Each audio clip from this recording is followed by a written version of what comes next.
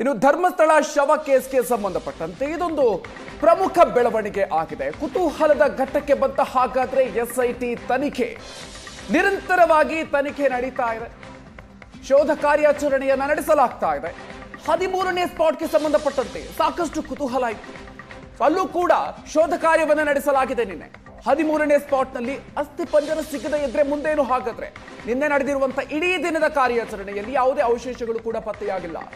Spot number 13ರಲ್ಲಿ ಇವತ್ತು operation ಅಸ್ಥಿಪಂಜರ ಮುಂದುವರಿಯುತ್ತೆ. ಜಿಪಿಆರ್ ಸ್ಕ್ಯಾನ್ ನಲ್ಲಿ ಪತ್ತೆಯಾಗದಿದ್ರು ಕೂಡ ಕಳೆಬರಕ್ಕೆ ಪಟ್ಟು ಹಿಡಿಯಲಾಗಿದೆ. 300 ಹೆಣ 30 ಸ್ಪಾಟ್ ಉತ್ಖನನಕ್ಕೆ ಅನಾಮಿಕ ಪಟ್ಟು ಹಿಡಿದಿರೋದು. 300ಕ್ಕೂ ಅಧಿಕ ಹೆಣವನ್ನ ಹೂತಿಟ್ಟಿದ್ದೀನಿ ಅಂತ ಈ ಮಾಸ್ಕ್ ಮ್ಯಾನ್ ಹೇಳ್ತಾ ಇದ್ದಾನೆ. ಆತ ಕೊಟ್ಟಿರುವಂತ ಹೇಳಿಕೆಯ ಆಧಾರದಲ್ಲಿ 30 ಜಾಗಗಳನ್ನ ಅಗೆಯೋದಕ್ಕೆ ಪಟ್ಟು ಹಿಡಿಯಲಾಗಿದೆ. 16 ಸ್ಪಾಟ್ಗಳ ಜೊತೆಗೆ ಅಕ್ಕಪಕ್ಕದ ಜಾಗ ಸೇರಿ 20 ಕಡೆಗಳಲ್ಲಿ ಅಗೆಯಲಾಗಿದೆ. 30 ಸ್ಪಾಟ್ ಅಗೆಯುವಂತೆ ಪಟ್ಟನ್ನ ಹಿಡಿದಿದ್ದಾನೆ ಅನಾಮಿಕ. ಕಳೇಬರ ಇದೇ ಈ ಒಂದು ಸ್ಪಾಟ್ ನಲ್ಲಿ ಇದೆ, ಅಲ್ಲಿ ಅಗಿರಿ ಅಂತ ಆತ ಹೇಳ್ತಾ ಇದ್ದಾನೆ. ಅದರ ಪ್ರಕಾರವೇ ಇಲ್ಲಿಯವರೆಗೂ ಕೂಡ ಎಸ್ಐಟಿ ಅಧಿಕಾರಿಗಳು ಶೋಧ ಕಾರ್ಯವನ್ನು ನಡೆಸ್ತಾ ಇದ್ದಾರೆ. ಇವತ್ತು ಕೂಡ ಸ್ಪಾಟ್ ನಂಬರ್ 13ರಲ್ಲಿ ಎಸ್ಐಟಿಯಿಂದ ಶೋಧ ಕಾರ್ಯವನ್ನ ಮುಂದುವರಿಸಲಾಗುತ್ತೆ.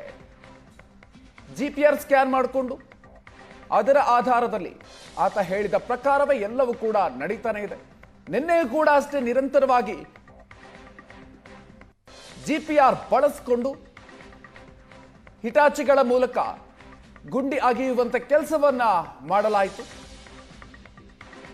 ಆದರೆ ಇಲ್ಲಿಯವರೆಗೂ ಕೂಡ 6ನೇ ಸ್ಪಾಟ್ ಹೊರತುಪಡಿಸಿ ಉಳಿದ ಯಾವ ಸ್ಪಾಟ್ ಅಲ್ಲೂ ಕೂಡ ಕಳೆಬರಕ್ಕೆ ಸಂಬಂಧಪಟ್ಟಂತ ಅವಶೇಷಗಳು ಸಿಕ್ಕಿಲ್ಲ. ಸೊ ಹಾಗಾಗಿ ಮುಂದೇನಾಗುತ್ತೆ ಸಾಕಷ್ಟು ಕುತೂಹಲವನ್ನ ಮೂಡಿಸ್ತಾ ಇದೆ. ಇವತ್ತೇನ್ ಮಾಡ್ತಾರೆ ಇದೆಲ್ಲವೂ ಕೂಡ ಸದ್ಯಕ್ಕೆ ಪ್ರಶ್ನೆಯಾಗಿದೆ. ಎಸ್ಐಟಿ ಅಧಿಕಾರಿಗಳಿಗೂ ಕೂಡ ಅವರ ಒಂದು ತನಿಖೆಯ ಮುಂದಿನ ಹಾದಿ ಯಾವ ರೀತಿಯಾಗಿ ಇರುತ್ತೆ, ಸೊ ಅದಕ್ಕೆ ಸಂಬಂಧಪಟ್ಟಂತೆ ಚರ್ಚೆಗಳು ನಡೀತಾ ಇದೆ. ಹೆಚ್ಚಿನ ಡೀಟೇಲ್ಸ್ ಕೊಡ್ತಾರೆ ನಮ್ಮ ಪ್ರತಿನಿಧಿ ಭರತ್ ರಾಜ್. ಇದೀಗ ನಮ್ಮ ಜೊತೆಗೆ ನೇರ ಸಂಪರ್ಕದಲ್ಲಿದ್ದಾರೆ. ಭರತ್, ಸಾಕಷ್ಟು ಕುತೂಹಲ ಮೂಡಿಸಿರುವಂತಹ ವಿಚಾರಕ್ಕೆ ಸಂಬಂಧಪಟ್ಟಂತೆ 13ನೇ ಸ್ಪಾಟ್ಗೆ ಸಂಬಂಧಪಟ್ಟಂತೆ ನಿನ್ನೆ ಇಡೀ ದಿನ ಅಲ್ಲಿ ಶೋಧ ಕಾರ್ಯವನ್ನ ನಡೆಸಲಾಯಿತು. ಅಲ್ಲೂ ಕೂಡ ಏನೂ ಸಿಕ್ಕಿಲ್ಲ. ಸೊ ಇವತ್ತು ಏನಾಗುತ್ತೆ ಅನ್ನುವಂಥ ಕುತೂಹಲ ಇದೆ. ಸೊ ಏನೇನು ಮುಂದಿನ ಹಂತಕ್ಕೆ ಸಂಬಂಧಪಟ್ಟಂತೆ ಎಸ್ಐಟಿ ಅಧಿಕಾರಿಗಳ ಮುಂದೆ ಏನೆಲ್ಲ ಆಪ್ಷನ್ಸ್ ಇದೆ?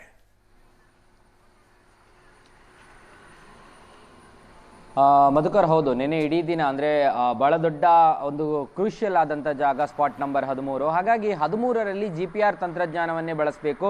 GPR ಮೂಲಕವೇ ಆತ ಗುರುತಿಸಿದ ಜಾಗದ ಜೊತೆಗೆ ಇನ್ನೂ ಕೂಡ ಒಂದು 200 ಅಡಿಗಳಷ್ಟು ದೂರಕ್ಕೆ ಅದನ್ನು ಸ್ಕ್ಯಾನ್ ಮಾಡಬೇಕು ಅನ್ನುವಂಥ ಇದಿತ್ತು. ಆ ಒಂದು ಬೇಡಿಕೆಯನ್ನು ಮನ್ನಿಸಿ ಒಟ್ಟು 18 ನಿಮಿಷಗಳ ಕಾಲ ಆ ಜಾಗವನ್ನು ಸ್ಕ್ಯಾನ್ ಮಾಡಲಾಗಿತ್ತು. ಸುಮಾರು ಇನ್ನೂ 300 ಮೀಟರ್ಗಳಷ್ಟು ಉದ್ದಕ್ಕೆ ಅದನ್ನು ಸ್ಕ್ಯಾನ್ ಮಾಡಿದ್ರು. ಸುಮಾರು ಒಂದು 10 ಅಡಿ ಅಗಲಕ್ಕೆ ಮತ್ತು 300 ಮೀಟರ್ ಉದ್ದಕ್ಕೆ ಸ್ಕ್ಯಾನ್ ಮಾಡುವಂತ ಪ್ರಕ್ರಿಯೆಗಳು ನಡೀತು. ಆದರೆ ಸ್ಕ್ಯಾನಿಂಗ್ ನ ಸಂದರ್ಭಗಳಲ್ಲಿ ರಾಡಾರ್ ನಲ್ಲಿ ಯಾವುದೇ ರೀತಿಯಾದಂತಹ ಒಳಭಾಗದಲ್ಲಿ, ಭೂಮಿಯ 10 ಅಡಿಯ ಒಳಭಾಗದಲ್ಲಿ ಯಾವುದೇ ರೀತಿಯಾದಂತಹ ವಸ್ತುಗಳು ಕಂಡು ಬಂದಿಲ್ಲ.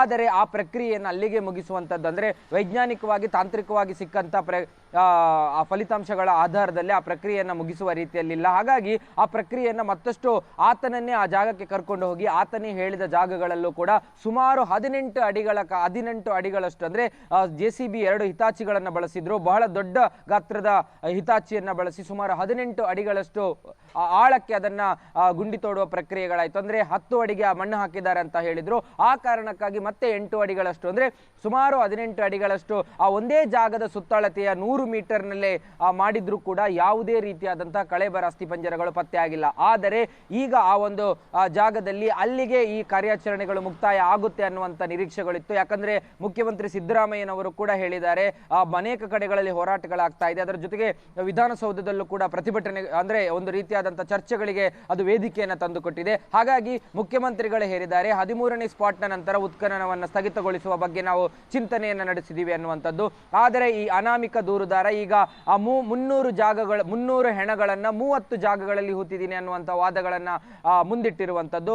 SITಯ ವಿಚಾರಣೆ ಮುಂದೆ ಆತ ಇಟ್ಟಿರುವಂತಹ ವಾದಗಳ ಹಿನ್ನೆಲೆಯಲ್ಲಿ ಈ ಒಂದು ಹೂತಿಟ್ಟ ಶವದ ಶೋಧನೆ ಪ್ರಕರಣಗಳೇನಿದೆ ಅದು ಮತ್ತೆ ಮುನ್ನೆಲೆಗೆ ಬರುವಂತದ್ದು, ಮತ್ತೆ ಮುಂದುವರಿಯುವಂತ ಸಾಧ್ಯತೆಗಳು ಇರುವಂತದ್ದು. ಯಾಕಂದ್ರೆ 13ನೇ 13ನೇ ಜಾಗದಲ್ಲಿ ಆತ ಏನೋ ಗುರುತಿಸಿದ ಜಾಗವನ್ನು ಅಗೆದು ಬಗೆದರೂ ಕೂಡ ಯಾವುದೇ ಅಸ್ಥಿಪಂಜರ ಸಿಕ್ಕಿಲ್ಲ. ಆದರೆ ಅಲ್ಲೇ ಪಕ್ಕದಲ್ಲಿರುವಂತ ಉಳಿದ 200 ಮೀಟರ್ ಜಾಗವನ್ನು ನಿನ್ನೇನು ರಾಡಾರ್ ಸ್ಕ್ಯಾನ್ ಮಾಡಿದ್ರು, ಆ ಸ್ಕ್ಯಾನಿಂಗ್ ಮಾಡಿದ ಜಾಗವನ್ನ ಕೂಡ ಅಗಿಬೇಕು.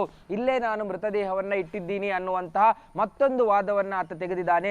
ಈ ಕಾರಣಕ್ಕಾಗಿ ಮತ್ತೆ ಆ ಜಾಗದಲ್ಲಿ ತನಿಖಾಧಿಕಾರಿಗಳ ವಿವೇಚನೆಗೆ ಬಿಟ್ಟಂತೆ ಇವತ್ತು ಮತ್ತೆ ಆ ಜಾಗವನ್ನ JCB ತಂದು ಅಗೆಯುವ ಪ್ರಕ್ರಿಯೆಗಳಾಗಬಹುದು ಅನ್ನುವಂತ ನಿರೀಕ್ಷೆಗಳಿರುವಂತದ್ದು. ನಿನ್ನೆ ಕಾರ್ಯಾಚರಣೆ ಮುಗಿಯುವ ಹೊತ್ತಿಗೆ ಬಹುತೇಕ 7 ಗಂಟೆ ಆಗಿತ್ತು.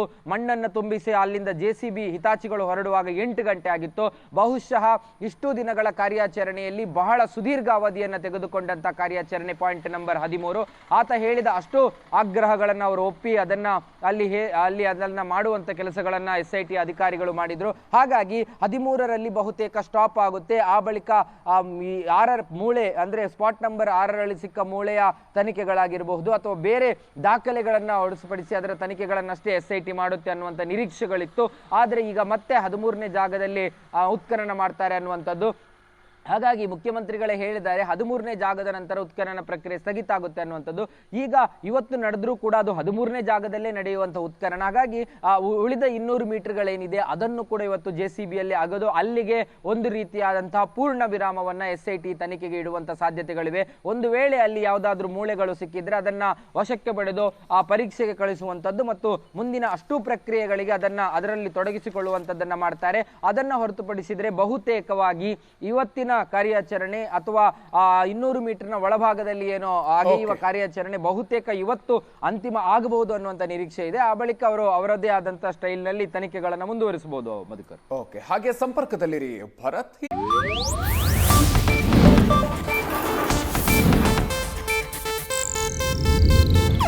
ಇದು ಏಷ್ಯಾನೆಟ್ ನ್ಯೂಸ್ ನೆಟ್ವರ್ಕ್ ಪ್ರಸ್ತುತಿ.